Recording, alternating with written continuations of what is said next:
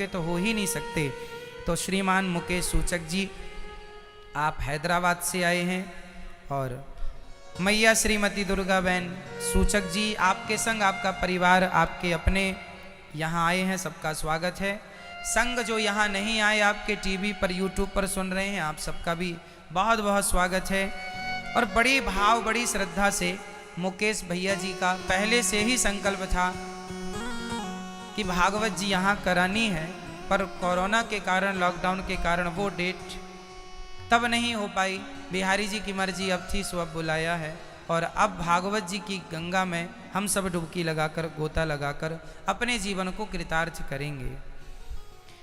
बड़ा सुंदर भाव है। गौरी गोपाल वृद्धाश्रम जो बना है, इस आश्रम के निर्माण में भी हमारे मुकेश भैया जी का बहुत बड़ा योगदान है।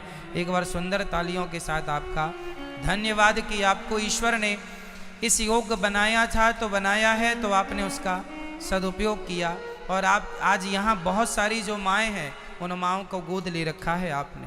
बहुत सारी माँओं की सेवा आप कर रहे हैं और ये जब गौरी गोपाल आश्रम नहीं बना था तब से आपकी सेवाएं यहाँ चल रही हैं। आप भले हैदराबाद रहते हैं पर आपकी रोटी रोज यहाँ हमारी वृद्ध माएँ खाती हैं और आप तक आशीर्वाद पहुँचता है। तो ये दुआएं हैं, आशीर्वाद है आप पर, आपके परिवार पर बना रहे। भागवत जी जीव मात्र के कल्याण का एकमात्र साधन है इस कली काल में। तो आज आपका बहुत बहुत स्वागत है, आपका सपरिवार जो आए हैं सबका बहुत बहुत स्वागत है।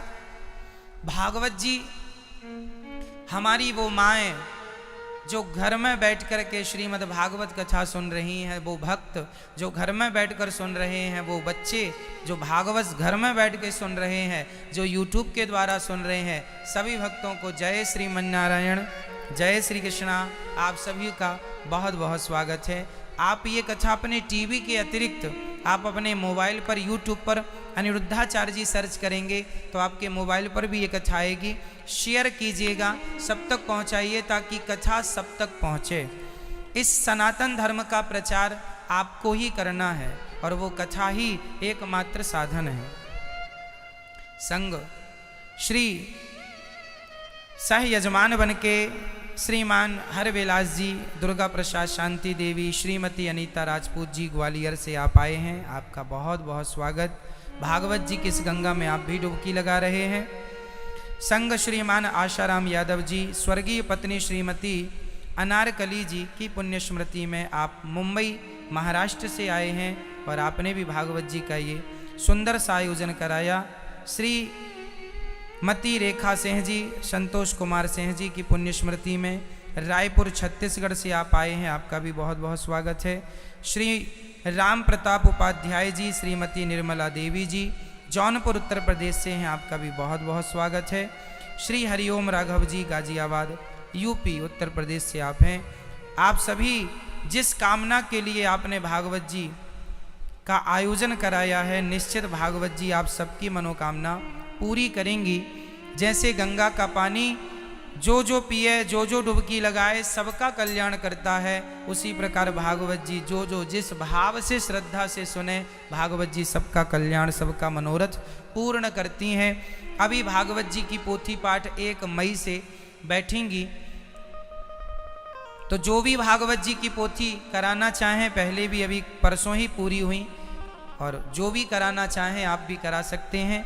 भागवत जी की पोथी पाठ इसलिए कि आप सभी लोग सबका कल्याण भागवत जी के द्वारा हो, सबका मंगल हो, सबका आनंद बढ़े, सुख शांति बढ़े, तो अपने कल्याणार्थ भागवत जी की पोथी पाठ आप करा सकते हैं।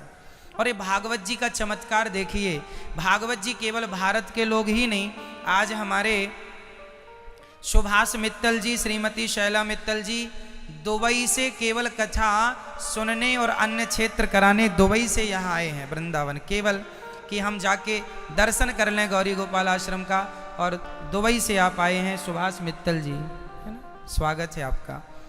शैला मित्तल जी बहरीन दुबई से आज आपने अन्य क्षेत्र कराया। यहाँ जो सेवाएं चलती हैं ना, वृद्ध माओं की सेवा, अन्य क्षेत्र, गौरी गोपाल जी की रसोई, तो आज ये केवल भंडारा यहाँ अन्य क्षेत्र बंटवाने आए हैं और दुबई से आए हैं। कुल मिला के कहना यह है कि भागवत की ये जो कथा वृंदावन से आप सुन रहे हैं, ये केवल आप ही नहीं, भारत के अतिरिक्त कम से कम 70 ऐसे देश हैं जिन 70 देशों में ये भागवत बहुत अच्छे से सुनी जाती है। लोग अपने YouTube के द्वारा, आज सोशल साइटें हैं उनके द्वारा लोग श्रवण करते हैं और आप लोग आते हैं। स्वागत है आपका, भगवान आपकी मंगल। आपने बिहारी जी का दर्शन किया, दर्शन कीजिएगा। आप दुबई से आए हैं केवल इसलिए कि हमें अन्य क्षेत्र बंटवाना है, सो आज इनके हाथों से सुबह अन्य क्षेत्र भी बटा। कुल मिला के कहना ये है कि हमारे द्वारा किसी को भोजन मिल जाए। यहाँ गौरी गोपाल जी की जो सेवाएं आप लोगों ने देखी हैं, ये नित्य यहाँ चल रही हैं। 20,000 लोगों का यहाँ भोजन चलता है, सुबह से शाम तक 240 माओं की सेवा। इन सेवाओं को देखकर आप आए हैं और आप इन सेवाओं को अपनी आँखों से देख रहे हैं, तो आपने देखकर और आपको प्रसन्नता हुई होगी, ऐसी मेरी उम्मीद है, कामना है। भगवान आप सबको सुखी रखें। आइए प्रवेश करते हैं भगवान की मंगलमयी कथा में। सच्चिदानंद रूपाय विश्वोत्पत्त्यादि हेतवे तापत्रय विनाशाय श्री कृष्णाय वयं नुमः। भागवत 18,000 श्लोकों का ग्रंथ है। 335 अध्याय, 12 स्कंध भागवत जी में है। 18,000 श्लोक हैं। किसकी व्याख्या है भागवत जी में? केवल भगवान श्री कृष्ण की चर्चा है। भगवान कैसे हैं, उनके स्वरूप का वर्णन कर रहे हैं। सत्य चित आनंद। ईश्वर कैसे हैं? सत्य चित आनंद। भगवान ही सत्य है, आप और हम सत्य नहीं हैं, ईश्वर ही सत्य है। अच्छा बताइए, आप और हम सत्य हैं? आप में से कोई सत्य है? बताइए मैया जी, ओ मैया, आप सच्ची हो कि झूठी हो? बताओ, आप सच्ची हो या झूठी हो? झूठे हैं। अब आपको हम कैसे कहें कि झूठे हो? बैठ जाओ मैया, बैठो। कैसे कहें झूठे हैं? अच्छा आप ही देखो कि हम कैसे। चलो हम बता रहे हैं, आप अपने को देखते चलना है ना। आज हम आपको आईना दिखाएंगे, केवल दर्पण, आप देखते चलिएगा। हम कहते हैं हम बहुत सच्चे हैं। इस धरती पर जो आप देख रहे हैं कुछ भी सच्चा नहीं है, सब झूठा है। कैसे? जब हम माँ के पेट से बाहर आए तब हम इतने से थे कि नहीं? आप लोग भी थे। फिर हम थोड़ा बड़े हुए, जवानी आई, जवानी ढली, बुढ़ापे में प्रवेश किए, फिर बुढ़ापा भी ढला, तो फिर बुढ़ापे की चरम सीमा आ गई, अंत बुढ़ापा। तो हम हर साल, हर महीने, हर दिन, हर घंटे, हर क्षण बदल रहे हैं। हम परिवर्तित हो रहे हैं या नहीं? प्रकृति हमें परिवर्तित कर, बिना कुछ किए, हम किसी से कुछ ले दे नहीं रहे हैं, पर प्रकृति हमें परिवर्तित कर रही है। तो बताइए, जो आदमी सच्चा है, जो सच्चा होता है ना, वो कभी बदलता नहीं है। हमारा शरीर तो बदल रहा है, प्रत्येक क्षण बदल रहा है, तो हम झूठे हैं या नहीं? हमारी जो काया है, हमारी जो शरीर है हमारा, ये झूठा है। हमारा मन, हमारे विचार वो झूठे नहीं हैं, हमारी आत्मा झूठी नहीं है, परंतु हमारा शरीर झूठा है या नहीं? बोलो हाँ या ना। यदि शरीर सच्चा है तो फिर बदलाव क्यों, परिवर्तन क्यों? और एक बात याद रखिए, सच कभी बदलता नहीं है। सच कभी, सच सच है और झूठ हमेशा बदलता है। तो हमारे शरीर में बताइए क्या सच है और क्या झूठा है? हमारे शरीर में एक चीज सच्ची भी है और एक चीज झूठी भी है। बताइए वो सच्ची क्या है और झूठी क्या है? हमारे अंदर सच क्या है? आत्मा हमारी सच्ची है और शरीर हमारा झूठा है। क्योंकि शरीर परिवर्तित हो रहा है, आत्मा में कोई परिवर्तन नहीं है। हम जब छोटे से थे तब भी हमारी आत्मा वही थी, आज भी वही है, आगे भी वही रहेगी। और शरीर छोड़ने के बाद भी आत्मा कभी विलीन नष्ट नहीं होती। नैनम छिंदंती शस्त्राणी नैनम दहति पावकः वासांसि जीर्णानि यथा विहाय। आत्मा तो पुराना कपड़ा उतार कर नया कपड़ा, शरीर रूपी कपड़ा उतारती है। तो झूठे हैं हम मैया, शरीर हमारा, इसलिए कहता हूं शरीर से किसी का अटैचमेंट ना हो। आप लोग जुड़े किससे हैं? शरीर से। बेटे की आपको पहचान उसकी आत्मा से थोड़ी है, उसके शरीर से है। आपका बेटा ही प्लास्टिक सर्जरी करा के आ जाए आपके सामने तो आप ही नहीं पहचानेंगे, अरे ये मेरा बेटा नहीं है, क्योंकि आपको उसका हुलिया पता है, ऐसा हुलिया है। हुलिया चेंज तो आप, आत्मा सेम है वही है, लेकिन हुलिया बदल जाने से आप पहचानेंगे नहीं। तो आज का जो व्यक्ति है सांसारिक, ये अटैच किससे है, किससे जुड़ा है? शरीर से। और आज का आदमी रोता भी है, महाराज जी हम बड़े दुखी हैं, फलाने ने धोखा दे दिया, फलाने ने। क्यों? आपने जो शरीर से मोहब्बत कर ली, शरीर से जो प्यार कर लिया, ये शरीर नश्वर है, ये मिथ्या है, ये झूठा है। इसलिए कहता हूँ शरीर से प्यार ना हो, शरीर से अटैचमेंट ना हो, केवल भगवान से अटैचमेंट हो, क्योंकि वही सत्य है, कृष्ण ही सत्य है, ईश्वर ही सत्य है, जगत मिथ्या है। क्योंकि मिथ्या इसलिए परिवर्तनशील है, बदल रहा है हर क्षण, हर गांव बदल रहा है, हर शहर बदल रहा है, हर 5 साल में शहर बदल जाता है, हर 5 साल में गांव बदल जाते, कुछ ना कुछ नयापन आपको देखने को मिल जाए, बदलाव देखने को मिल जाएगा। सड़कें बदल जाएंगी, नालियां बदल जाएंगी, लोगों के घर बदल जाएंगे। अरे घर वही है, हॉल वही है, लेकिन लोग सोफा ही उठा के यहाँ का यहाँ कर लेते हैं। जरा सा बदलाव हो जाता है, एक नयापन दिखने लग जाता है। ये संसार परिवर्तनशील है, इसलिए इसे सत्य नहीं कहा जा सकता। सत्य क्या है? उमा कहाँ हूँ मैं अनुभव अपना, सत हरि भजन जगत सब सपना। कृष्ण ही सत्य है, संसार झूठा है, इसलिए झूठे संसार में मन ना लगा के सच्चे श्री कृष्ण में मन लगाना चाहिए। यही जीवन की सार्थकता है, यही भागवत जी सिखा रही हैं, है ना?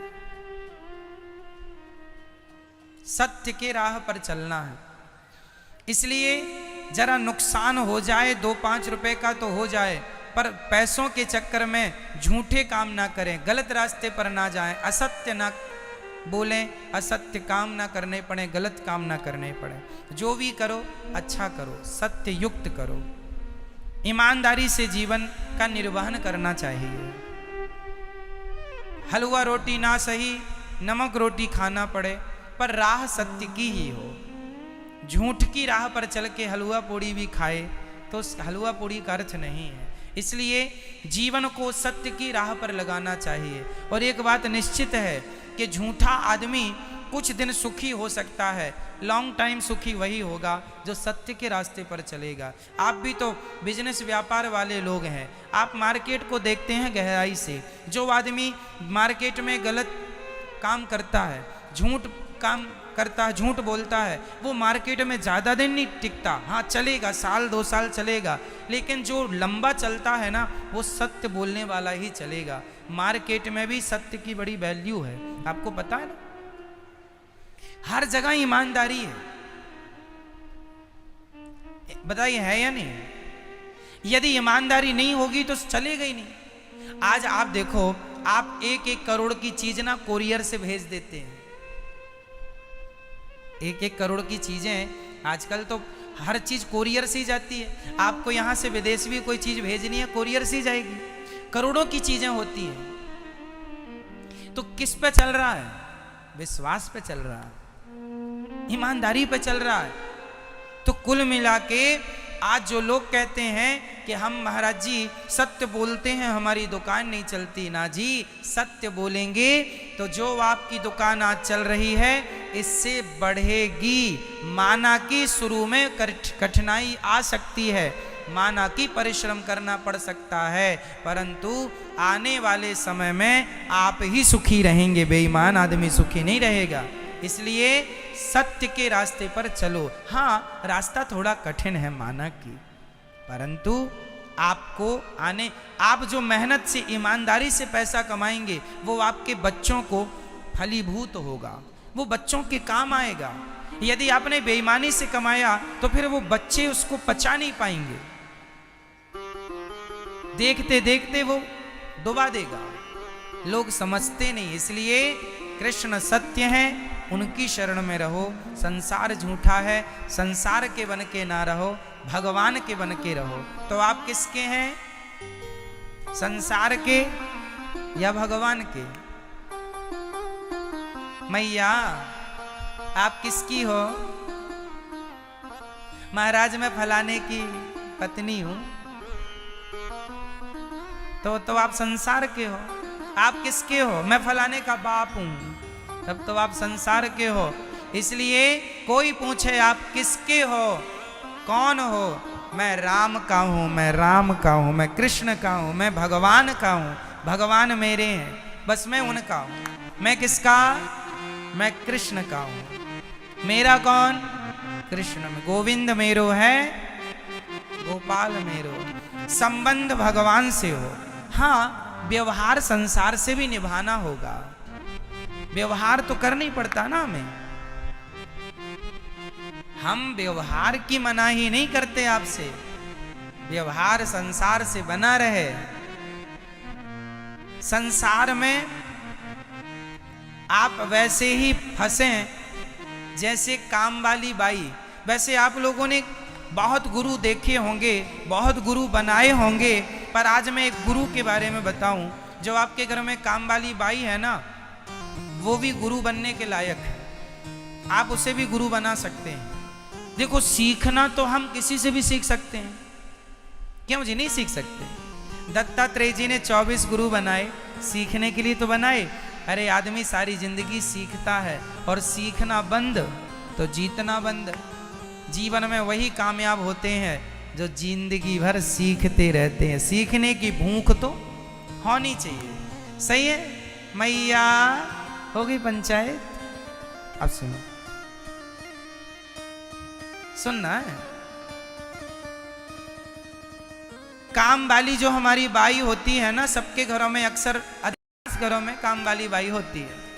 उससे हमें सीखना है। क्या क्या सीखना है? समझो, काम वाली जो बाई होती है ना, वो आपके घर का पूरा काम करती है, और बड़ी ईमानदारी से करती है, बहुत ईमानदारी से। लेकिन वो काम करती है आपके घर में, लेकिन वो आपके घर को अपना घर नहीं मानती। क्यों? आप कहेंगे कि जरा ये मेरे 50,000 रुपए गिन दे भाई, समय नहीं है, जरा तू ही गिन दे। तो 50,000 वो आपके गिन देगी, पर वो 50,000 को अपना मानेगी नहीं। क्यों? सही है। वो आपके बच्चे को कहोगी, सुन जरा मेरे बच्चे को ये जरा तेल लगा दे, तो वो मालिश कर देगी। आपके बच्चे को नहला देगी, धुला देगी, तेल लगा देगी, मालिश कर देगी, लेकिन वो आपके बच्चे को अपना मानेगी नहीं। वो आपके बच्चे को अपना नहीं मानती, आपके घर को अपना नहीं मानती। उसी तरह काम वाली बाई से बस ये शिक्षा लो कि वो काम सारा करती है, सारा कर देगी, पर वो अपना नहीं मानती। वो ये जानती है ये मेरा नहीं, मेरा तो अपना अलग है। बस आप लोग भी पत्नी पति परिवार सबके बीच में रहो, पर इनको अपना मत मानो। अपने तो भगवान है, वो अपने हैं, उनको अपना मानते रहो। संसार से वैसा व्यवहार करो जैसे काम वाली बाई करती रहती है। बेटे की सेवा करो, परवरिश करो, पढ़ाओ लिखाओ, सब करो, पर मेरा है ये सोच कर नहीं, ये भगवान का है, सब कृष्ण का है, सब संपत्ति भगवान की है।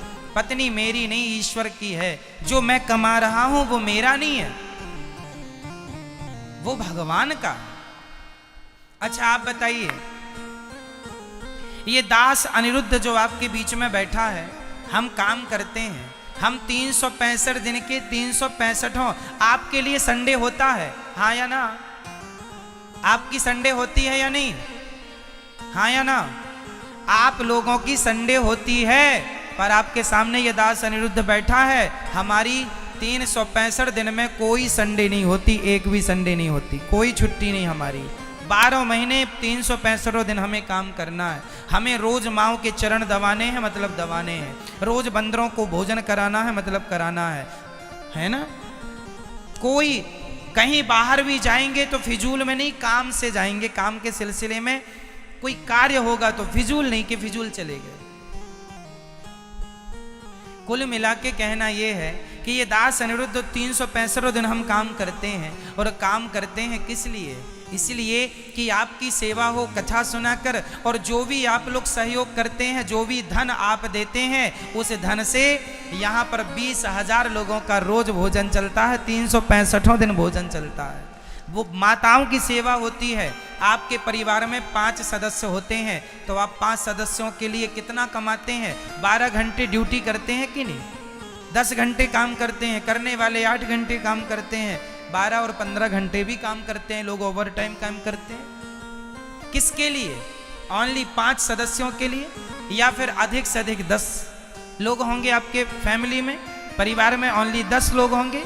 और बड़ा परिवार हुआ तो आपके यहाँ 20 लोग होंगे। पर 20 लोगों का परिवार तो मुझे नहीं लगता किसी का होगा, बहुत ना के बराबर। आप कमाते हैं 5 लोगों के लिए या अधिक से अधिक 10 लोगों के लिए, और हम काम करते हैं हमारी 240 माओं के लिए। और आप सभी वृंदावन आए तो आपको यहाँ भोजन मिले भरपेट, आपके लिए हम काम करते हैं। क्योंकि आपका परिवार 50 लोगों का होता है, आप लोगों का परिवार 10 लोगों का होता है, हमारा परिवार लाखों लोगों का है। आप सब हमारा परिवार हैं। पूरा भारत हमारा, वसुधैव कुटुंबकम, पूरा विश्व हमारा परिवार है। ये दुबई से आए हैं, ये भी हमारा परिवार है। आप आए हैं, आप आए हैं, आप आए हैं, आप आए। वो पीछे मैया बैठी है, वो भी मेरा परिवार है। और जो लोग घर में बैठ के कथा सुन रहे हैं, वो सब भी मेरा परिवार है। तो ये परिवार बड़ा है, इसलिए बड़े परिवार की सेवा करनी है तो काम ज़्यादा करना होगा। इसलिए दास अनिरुद्ध,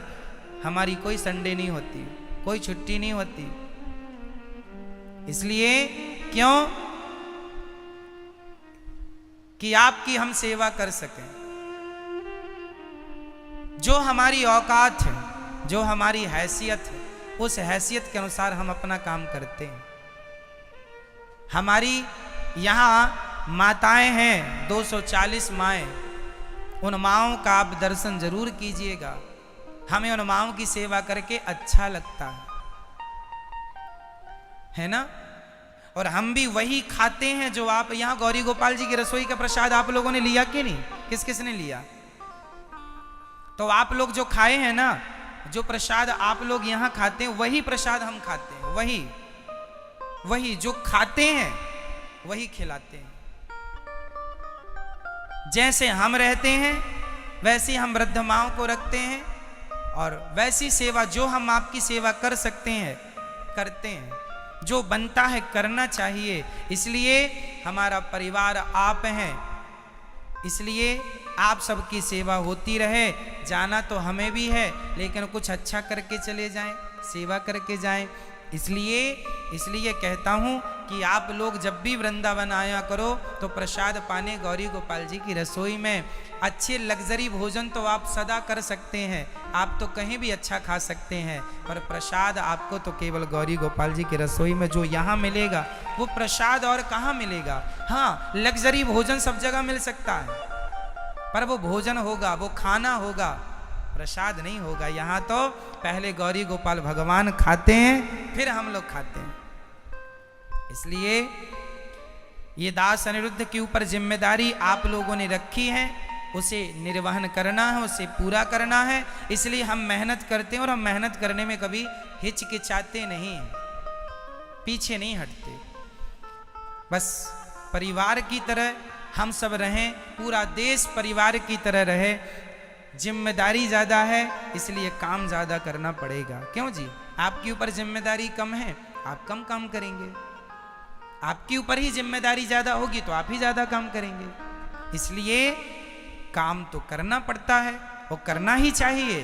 और जीवन में काम करो, पर अपने लिए नहीं। मैं काम करता हूं पर ये सोच कर नहीं कि ये मेरा है, मैं ये सोच के करता हूं कि ये जिम्मेदारी मुझे बिहारी जी ने दे रखी है और वो मैं पूरी कर रहा हूं उनकी तरफ से। मेरा क्या है, मेरा तो कुछ नहीं है, सब बिहारी जी का है, गौरी गोपाल भगवान का है और जिम्मेदारी उनने दे रखी है, तो वो जिम्मेदारी जरा सी निभा रहे हैं। उस जिम्मेदारी में आप लोग भी देखो जुड़ गए, तो आप लोग भी वो संग संग आप भी निभा रहे हैं, है ना। आप लोगों का भी तो योगदान, आप यहां आ गए ये भी तो आपका योगदान है। इसलिए आप सब, हम सब, जितना महत्व आपका है उतना ही महत्व हमारा है। आपका कम हमारा ज्यादा ऐसा नहीं है। हम जितना महत्व रखते हैं आप भी उतना ही महत्व रखते हैं। ये जितनी भी गौरी गोपाल आश्रम में सेवाएं चल रही हैं, इन सेवाओं का जितना जिम्मेदार मैं हूं उतना ही जिम्मेदार आप सभी हैं। प्रत्येक वो भक्त हैं जिनका 1 रुपए भी इस सेवा से जुड़ा है, सब बराबर के हिस्सेदार हैं। इसलिए ये सेवाएं ईश्वर ने हमें सौंपी हैं, हम तो बस निभा रहे हैं, वरना हमारा क्या है। आप ही बताइए, क्या ये सेवाएं किसी इंसान के वश की हैं? कोई कर सकता है? ये कर नहीं सकता, ये बिहारी जी करा रहे हैं, इसलिए हो रहा। इसलिए ये दास अनिरुद्ध आपकी सेवा में, समाज की सेवा में जब तक श्वासें हैं समर्पित रहूंगा, है ना। और जहां अधिक सेवाएं होती हैं ना, अब सोचिए जहां 20,000 लोग रोज भोजन करेंगे वहां धन की भी आवश्यकता होगी। जहां 240 माएँ रहेंगी तो वहां धन की भी आवश्यकता होगी, और वो धन आपके सहयोग से होता है।